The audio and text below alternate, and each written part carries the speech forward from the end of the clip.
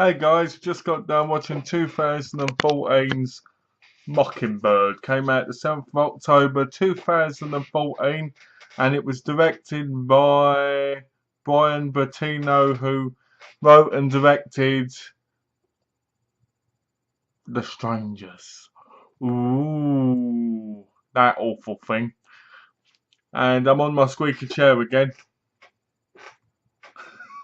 I love this chair. It never creaks, and when I do a video, it creaks.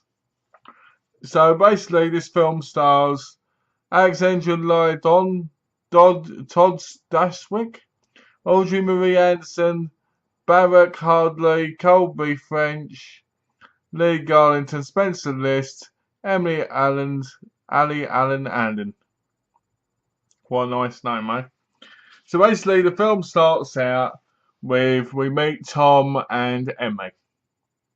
And they're a happy family with their two kids, who are Megan and Abby.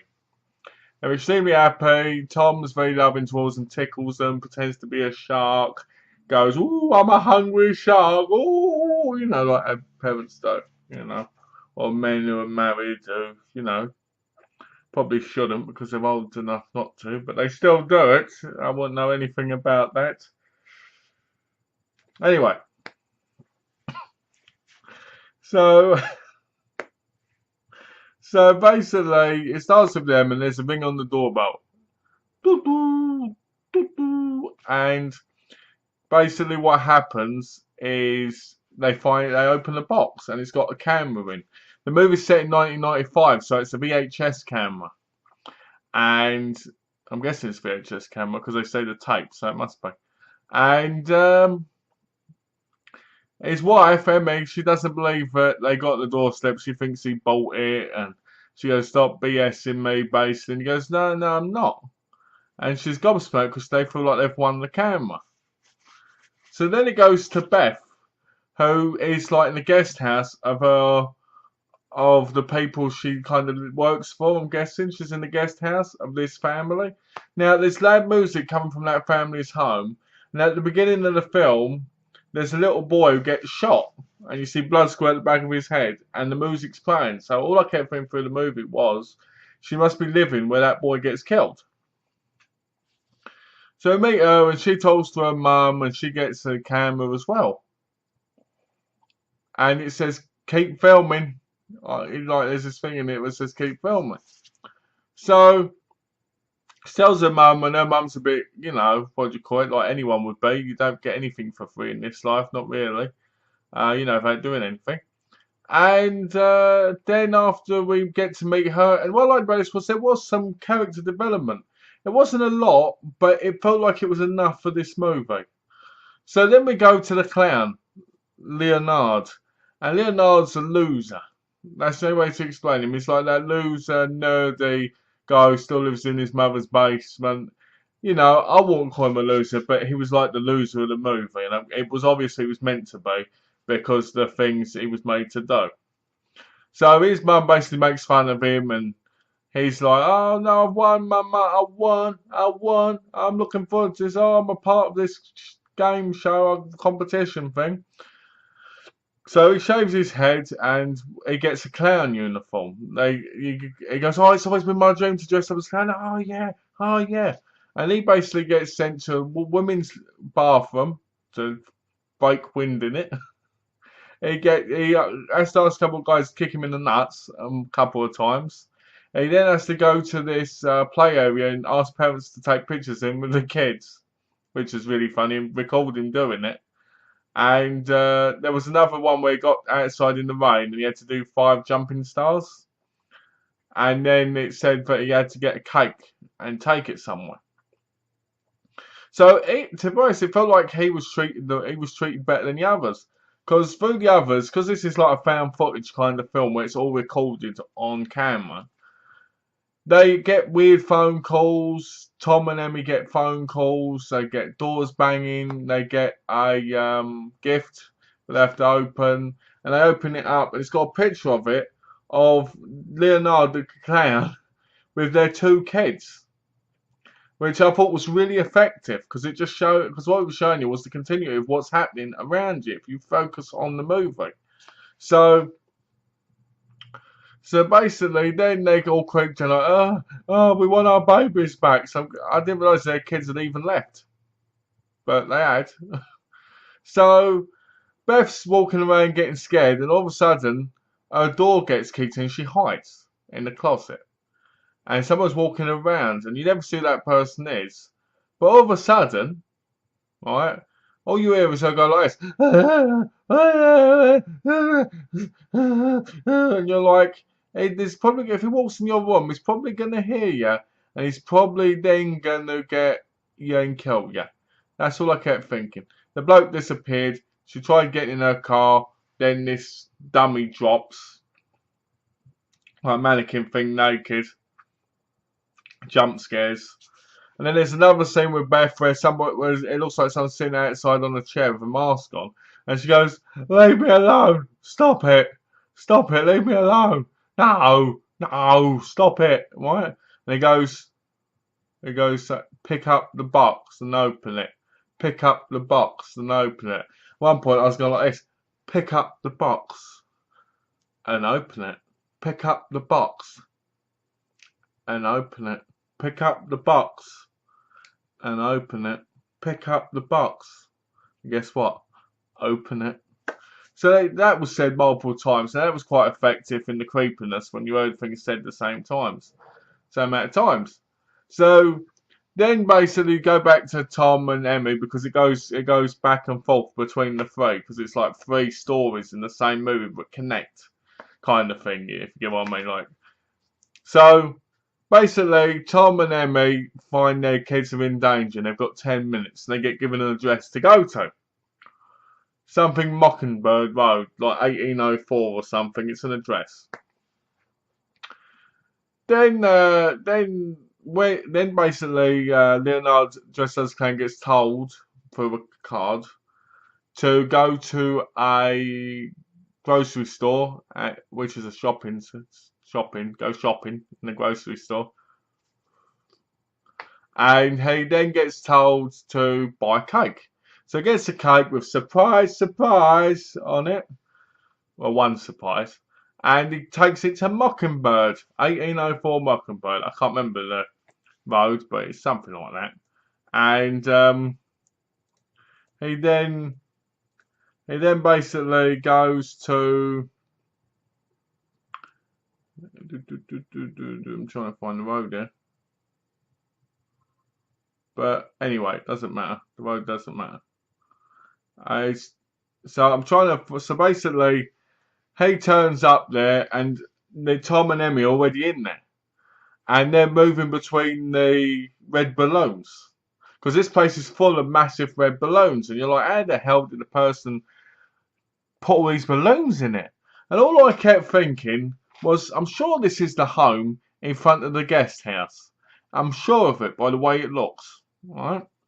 So they're going in, they go between the balloons and they get lost, and Leonard comes in and he basically puts the cake down, and then you get the thing played behind like a curtain with 4, 3 for him to jump out at the kids' party thing. And Tommy and Emmy have bumped into Beth. And Beth goes, leave me alone, stop doing it. And they're like all got their guns up at each other. And as it reaches one, Leonard jumps out, he gets shot. Apparently they all shoot themselves to death. Now, I don't get that because that would have meant that Beth would have had to get 2 shots off.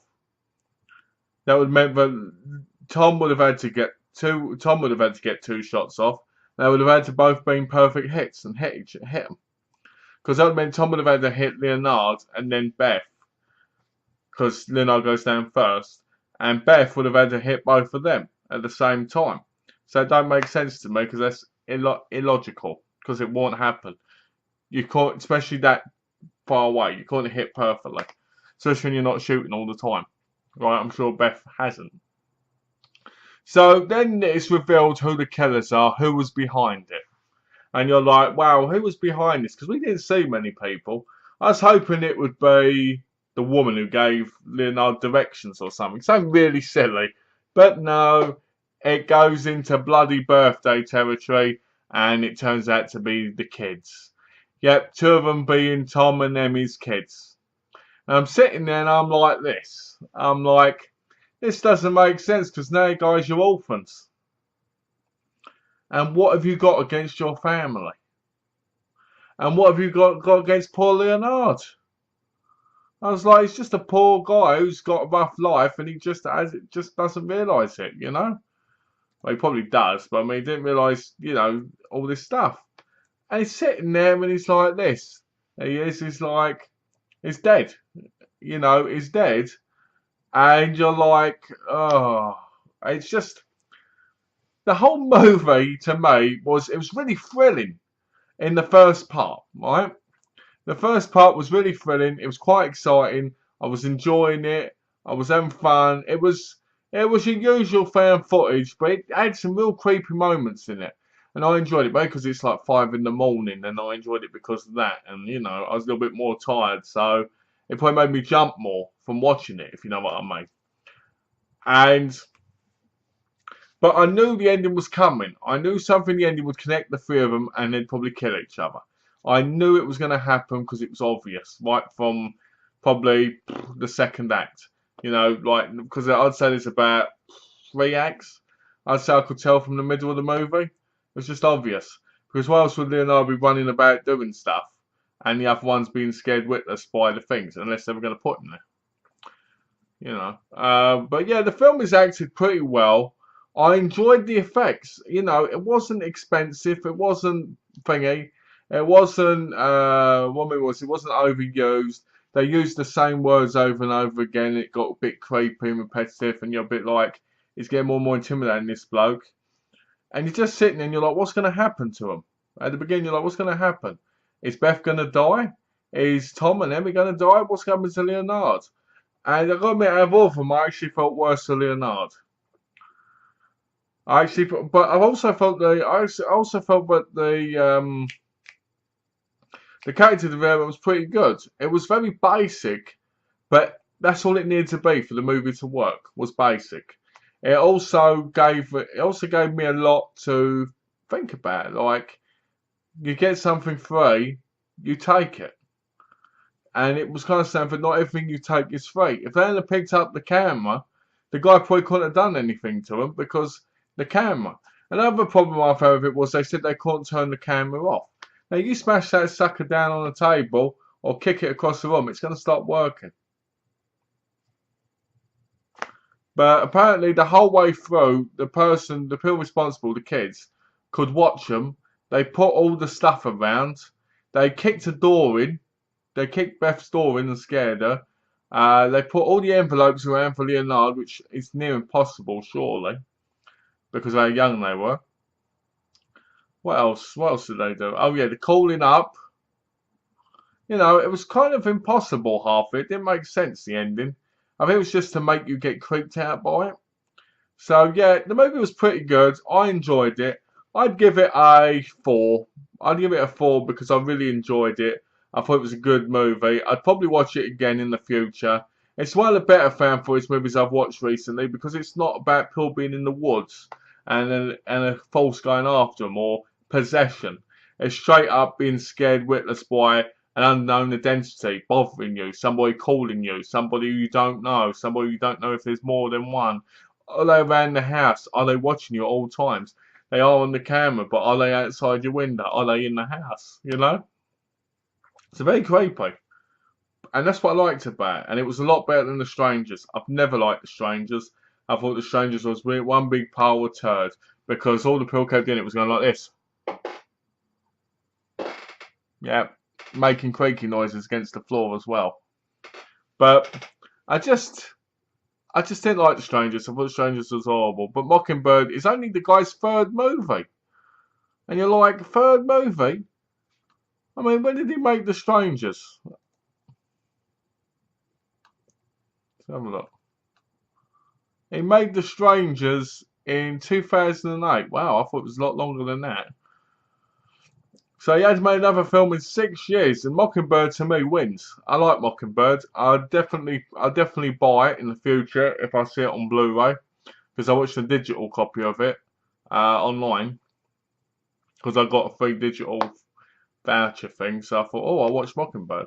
So yeah, so to finish off the review, I'll give it a 4 out of 5. I enjoyed it. I found it highly effective, except for the ending. The ending was very and to be honest, it's not one of those films that everybody's going to like, because there's a lot of things to it which, in all honesty, probably suck.